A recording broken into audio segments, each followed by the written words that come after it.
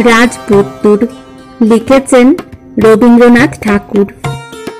রাজপুত্তুর চলেছে নিজের রাজ্য ছেড়ে, 7 রাজার রাজ্য পেরিয়ে। যে দেশে কোনো রাজার রাজ্য নেই সেই দেশে। সে হলো যে কালের কথা, সে কালের আরম্ভও নেই শেষও নেই। শহরে গ্রামে আর সকলে হাট বাজার করে, ঘর করে, ঝগড়া করে। যে আমাদের চিরকালের রাজপুত্তুর, সে রাজ্য ছেড়ে ছেড়ে চলে যায়। কেন যায়? কুয়োর জল কুয়োতেই থাকে, খালবিলের জল খালবিলের মধ্যেই শান্ত। কিন্তু গিরিশিখরের জল গিরিশিখরে ধরে না, মেঘের জল মেঘের বাঁধন মানে না। রাজপুত্তুরকে তার রাজ্যটুকুর মধ্যে ঠেকিয়ে রাখবে কে? তেপান্তরের মাঠ দেখে সে ফেরে না, 7 সমুদ্র 13 নদী পার হয়ে যায়। মানুষ বারে বারে শিশু হয়ে জন্মায়, আর বারে বারে নতুন করে এই পুরাতন কাহিনীটি শোনে। সন্ধ্যা প্রদীপের আলো স্থির হয়ে থাকে, ছেলেরা চুপ করে গালে হাত দিয়ে ভাবে আমরা সেই রাজপুত্তুর। তেপান্তর মাঠ যদি বা ফুরোয়, সামনে সমুদ্র, তারই মাঝখানে দ্বীপ, সেখানে দৈত্যপুরীতে রাজকন্যা বাঁধা আছে। পৃথিবীতে আর সকলে টাকা খুঁজছে, নাম খুঁজছে, আরাম খুঁজছে, আর যে আমাদের রাজপুত্তুর, সে দৈত্যপুরী থেকে রাজকন্যাকে উদ্ধার করতে বেরিয়েছে। তুফান উঠল, নৌকো মিলল না, তবু সে পথ খুঁজছে। এইটাই হচ্ছে মানুষের সব গোড়াকার রূপ কথা, আর সব শেষের।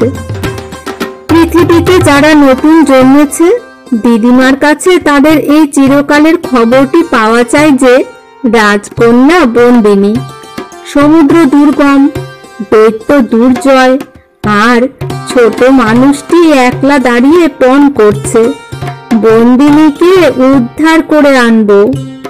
বাইরে বনের অন্ধকারে বৃষ্টি পড়ে, ঝিল্লি ডাকে, আর ছোট ছেলেটি চুপ করে গালে হাত দিয়ে ভাবে দৈত্যপুরীতে আমাকে পাড়ি দিতে হবে। সামনে এলো অসীম সমুদ্র, স্বপ্নের ঢেউ তোলা নীল ঘুমের মতো। সেখানে রাজপুত্তুর ঘোড়ার উপর থেকে নেমে পড়ল, কিন্তু যেমনি মাটিতে পা পড়া অমনি একই হলো, এ কোন জাদুকরের জাদু?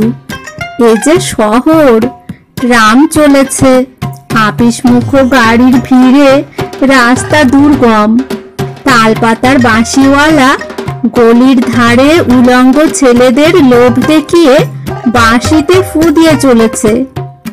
আর রাজপুত্তুরের একই বেশ, একই চাল, গায়ে বোতাম খোলা জামা, ধুতিটা খুব সাফ নয়, জুতো জোড়া জীর্ণ। পাড়া গায়ের ছেলে, শহরে পড়ে, টিউশনি করে বাসা খরচ চালায়। রাজকন্যা কোথায়? তার বাসার পাশের বাড়িতেই। চাপা ফুলের মতো রং নয়, হাসিতে তার মানিক খসে না, আকাশের তারার সঙ্গে তার তুলনা হয় না। তার তুলনা নববর্ষার ঘাসের আড়ালে যে নামহারা ফুল ফোটে তারই সঙ্গে। মা মরা মেয়ে বাপের আদরের ছিল, বাপ ছিল গরিব, অপাত্রে মেয়ের বিয়ে দিতে চাইল না। মেয়ের বয়স গেল বেড়ে, সকলে নিন্দে করলে। বাপ গেছে মরে, এখন মেয়ে এসেছে খুড়োর বাড়িতে। পাত্রের সন্ধান মিলল, তার টাকাও বিস্তর, বয়সও বিস্তর, আর নাতি নাতনির সংখ্যাও অল্প নয়। তার দাবরাবের সীমা ছিল না। খুড়ো বললেন, মেয়ের কপাল ভালো, এমন সময় গায়ে হলুদের দিনে মেয়েটিকে দেখা গেল না, আর পাশের বাসার সেই ছেলেটিকে।